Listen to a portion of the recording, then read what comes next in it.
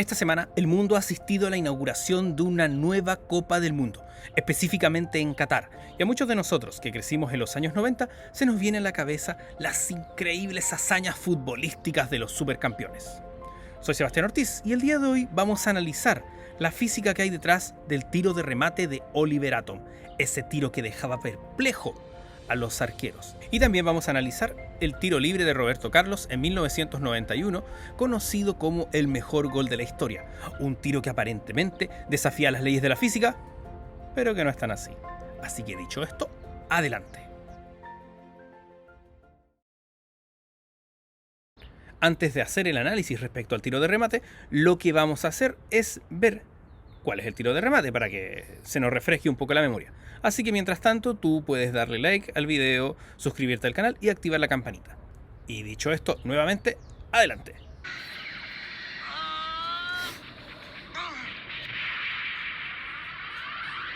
Oliver está disparando empleando todas las fuerzas de que es capaz. Pero es un tiro muy alto. Va muy alto, por arriba de la portería.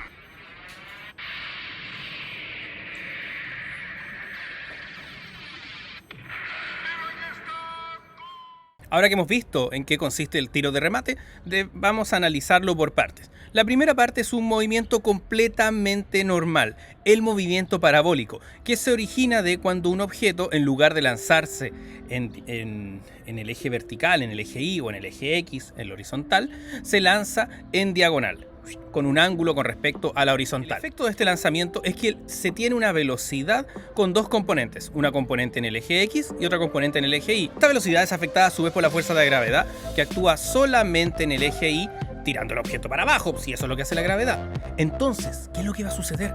Lo que va a suceder es que la fuerza de gravedad va a modificar la componente Y de la velocidad, no así la componente X. Y es esta la razón por la cual el objeto va teniendo esta forma parabólica.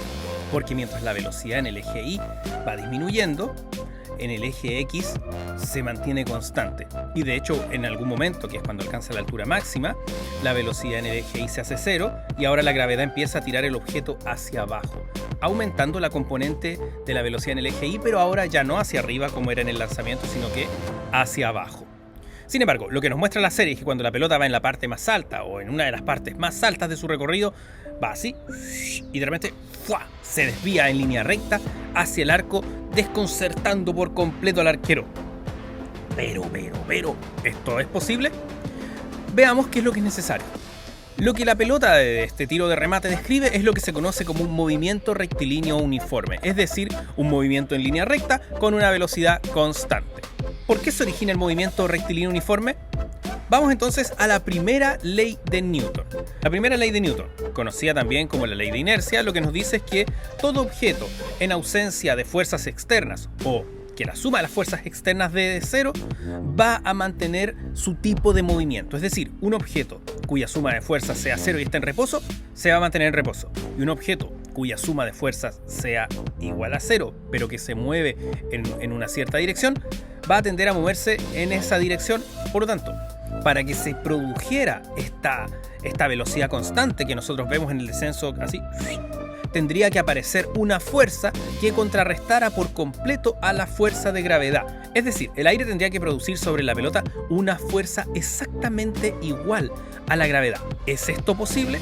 Esto es posible, de hecho, por eso es que los aviones pueden volar, porque a través de la diferencia de presiones que hay en la parte baja versus la parte alta de un avión, lo que se produce es una presión total que ejerce el aire, la parte baja, sobre la parte alta, produciéndose una fuerza, es decir, el aire genera una fuerza de empuje sobre nuestro avión que contrarresta a la fuerza de gravedad, logrando mantenerse el avión a la misma altura. Esta diferencia de presiones que da origen a una fuerza neta del aire sobre el avión se produce por la diferencia de trayectorias entre el aire que pasa por debajo versus el aire que pasa por encima.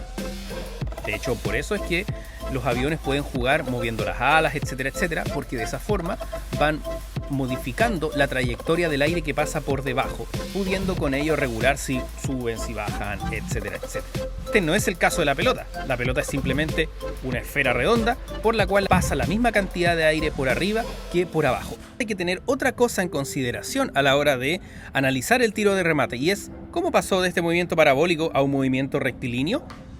¿Se frenó? ¿Se aplicó una fuerza? De repente apareció esta diferencia de presiones en el aire que permitió mantener este movimiento rectilíneo justo hacia abajo. ¿Por qué esta diferencia de presión no apareció cuando iba subiendo? Pues bien, la verdad es que el tiro de remate, por muy fantástico que sea, es completamente imposible de hacer. Sin embargo, existe un tiro que sí fue posible, que desafió en su momento las leyes de la física, pero que tiene todo el sentido del mundo. Vamos a verlo.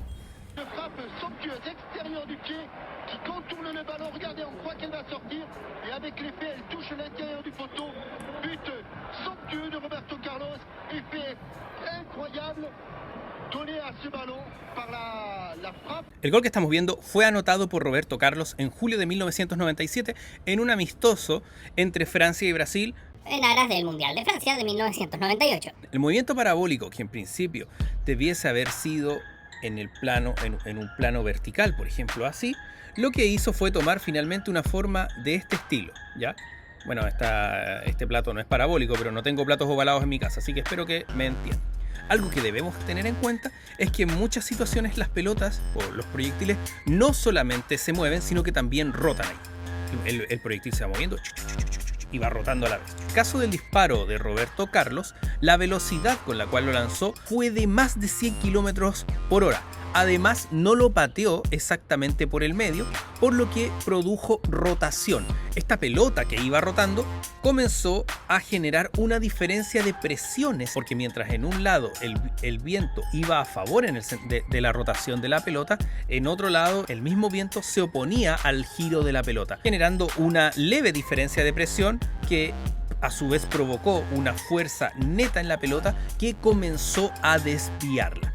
Sin embargo, debemos ser conscientes que esta diferencia de presiones suele ser muy mínima. Si el tiro hubiese sido lanzado desde más cerca, simplemente la pelota se hubiese ido hacia cualquier lado y nadie hubiese puesto atención al desvío sufrido por la pelota. Este efecto se llama efecto Magnus y que fue documentado ya en el siglo XIX. Un objeto que rota y se mueve extremadamente rápido puede desviarse producto de la diferencia de presiones que se forma en un lado de la pelota respecto al otro.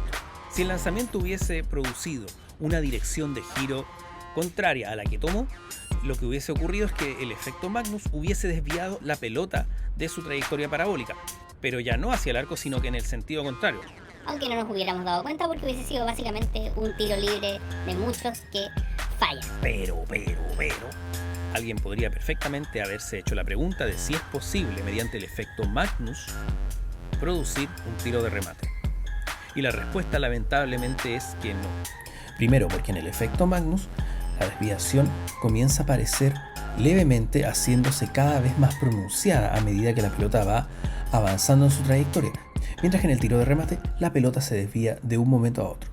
Además, para que se produjese una diferencia de presiones en el eje Y, tendría que la pelota ir rotando en el eje vertical como si fuese una rueda que gira. Algo que no sucede porque cuando uno dispara una pelota y la dispara lo bastante fuerte para que rote, la pelota rota en torno a su eje vertical, no en torno al eje horizontal como si fuese una rueda. Y bueno, si te gustó este video, no te olvides darle like, suscribirte al canal y sobre todo activar la campanita. Y si me quieres seguir en mis otras redes sociales, búscame como Física Clara en Facebook e Instagram. Dicho esto, hasta la próxima y disfruta el Mundial.